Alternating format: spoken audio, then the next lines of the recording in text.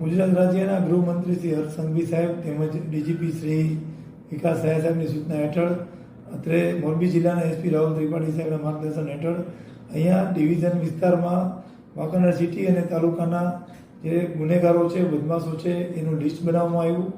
આ તમામના જે પ્રવૃત્તિઓ છે એ વોચ હેઠળ છે.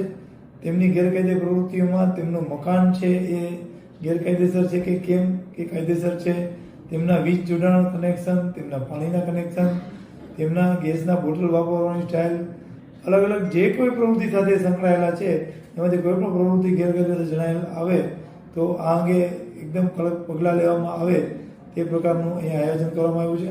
અત્યાર સુધીમાં અહીંયા વાંકાનેર સિટી અને તાલુકા થઈને 20 જેટલા વીજ જોડાણ છે એ કાપવામાં આવ્યા છે અને એમની સજાકીય કાર્યવાહી પણ, દંડની પણ કાર્યવાહી પણ કરવામાં આવી છે.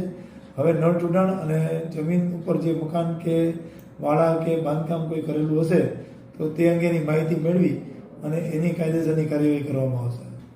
આજરોજ વાંકાનેર સિટી અને તાલુકાના ખૂન, ગૃહ પ્રવેશ, ઘરફોડ ચોરી, રાયોટિંગ, ઈજા, અપહરણ, બળાત્કાર જેવા ગંભીર ગુનાના આરોપીઓને અહીં વાંકાનેર સિટી પોલીસ સ્ટેશન ખાતે બોલાવવામાં આવેલા હતા. એની સંખ્યા આજે 35 થી 40 ગણી શકાય. અલગ અલગ ગુનેગારોને હિદાયત કરવામાં આવી કે ભવિષ્યમાં એ લોકો કાયદાનું પાલન કરશે અને કોઈ ગુનાહિત પ્રવૃત્તિમાં નહીં સંડોવાય તો ફાયદામાં રહેશે, નહીં તો કાયદાનું કામ કરશે અને કાયદામાં કોઈને છોડવામાં નહીં આવે. અને આ સાથે તેમને સૂચના પણ આપવામાં આવી છે અને તેમની પર વોચ રહેશે એવી એમને જાણ પણ કરવામાં આવી છે.